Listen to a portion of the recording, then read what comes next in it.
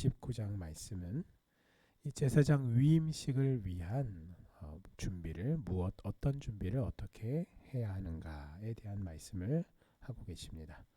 자, 가장 먼저 제사장 위임식의 제물을 준비시키셨고요. 그 다음으로는 아론과 그의 아들들을 데려다가 씻기고 제사장의 의복을 입히게 하셨습니다. 자, 그리고 기름을 부어 그들을 거룩하게 구별하셨어요. 자, 그런데 이 모든 절차 중에서 제일 먼저 준비시킨 것은 바로 제물을 준비케 하신 것인데, 왜냐하면 제물이 있어야 비로소 하나님 앞으로 나아갈 수가 있었기 때문입니다. 하나님의 제사장으로 쓰임받기 위해서 오늘 1절에서 보시면 그들을 거룩하게 할 일이다.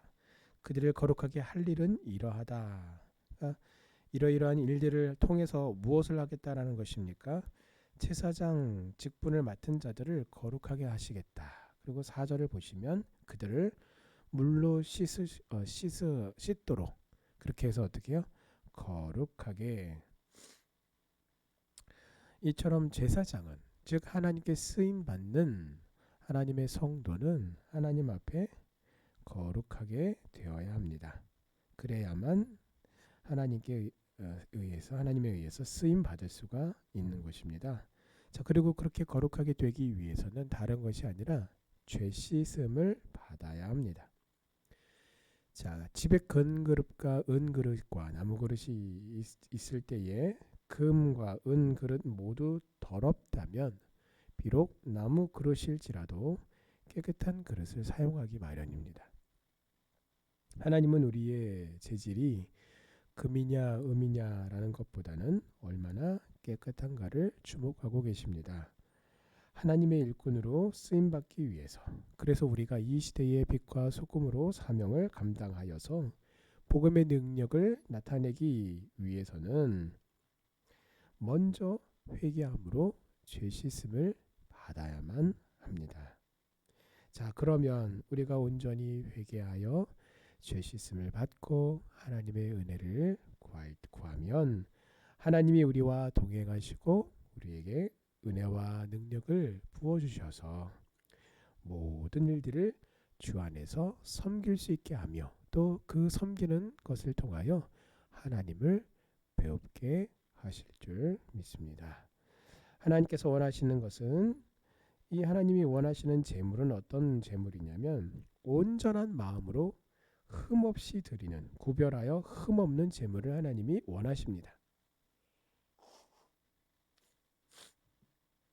자, 그런데 하나님이 제물을 요구하신 것은 도대체 무슨 이유일까요? 하나님께서 그 제물을 정말 어떤 그 제물 자체에 대한 부분들을 탐하시기 때문일까요? 그것이 아닙니다. 여러분, 만유의 창조주이신 여호와 하나님께 부족한 것이 없어요. 하나님은 만유의 주인이시기 때문에 이미 모든 소유가 다 하나님의 것입니다. 따라서 하나님께서 탐내하실 것이 무엇이겠습니까? 하나님이 원하시는 것은 바로 제물을 드리는 자로부터의 최상의 것을 구별하는 마음, 우리의 중심을 하나님께서 받기를 원하십니다. 자, 하나님께 드릴 제물을 준비할 때에 이처럼 흠없고 온전한 것으로 구별하시기를 바랍니다. 그래서 제물에 우리가 드리는 예물의 종류보다도 많고 적음보다도 또 양심의 거리낌 없이 나의 형편에서 내 마음의 중심을 다한 예물을, 그 제물을 흠없고 온전하게 구별하여 드릴 때에 하나님께서 그렇게 우리의 중심을 다해 드리는 그 영혼을, 그 손길을 하나님께서 마음껏 축복하실 줄 믿습니다. 자, 오늘 1절부터 9절까지를 보시면, 자, 제사장뿐만 아니라 모든 직분자들은 하나님의 일을 하기 위해서 구별받아 세움받은 사람들이다라는 것을 교훈하고 있습니다. 자, 하나님께 구별받지 않은 사람들이 있어요. 자, 그런 사람들은 어떤 사람들입니까? 예수님을 믿지 않는 사람들이에요. 자, 그러나 또 두 번째는 어떤 사람들입니까? 예수를 믿는다라고 말하지만 여전히 하나님 중심으로 신앙생활하지 않고 자기 중심적으로 신앙생활하는 사람들을 또한 말합니다. 하나님은 이처럼 하나님의 일을 하도록 하시기 위해서 하나님께서 구별하셨는데 자기 중심적으로 살아간다라는 것입니다. 자신을 위해서 살아가고 자기를 중심점 삼고 그 중심점을 기준으로 그 범위를, 사랑의 범위를 자기의 가족과 또 이웃으로 확대해 나가는 자기 중심적인 삶을 살아가는 거예요. 따라서 아무리 그 사람이 많은 섬김을 감당하고 많은 사랑을 감당한다고 해도 그 중심은 하나님이 아니라 자기 자신이 되는 잘못된 신앙생활을 하고 있는 것입니다. 자, 그러나 하나님께서 구별하신 성도들은 사명자요 또 직분자로서 하나님의 나라와 영광을 위해서 살며 하나님의 뜻이 이루어짐을 기뻐하며 삽니다. 자, 그러므로 구별받은, 이렇게 하나님께 거룩하게 구별받은 성도는 오직 하나님 중심으로, 하나님의 말씀 중심으로 살아야 하는 것입니다. 하나님의 독생자이신 예수님도 이 땅에 오셔서 사역을 하시며 하나님의 그 뜻이 이루어지도록 할 때에, 그 십자가의 사명을 감당하실 때에 철저하게 하나님 아버지의 말씀대로만 순종하셨던 것을 기억하시기 바랍니다. 하나님의 말씀과 성령의 인도하심을 따라서 하나님의 일을 위해 믿음으로 충성하는 성도님들 다 되시기를 주님의 이름으로 축원합니다. 자, 10절부터 14절까지 말씀은 이 제사장 위임식 속죄 제에 대한 규례입니다. 자, 이게 무엇을 의미하는가? 제사장들이 하나님의 일을 시작하기 전에 가장 먼저 자신을 위한 속죄 제를 하나님께 드렸습니다.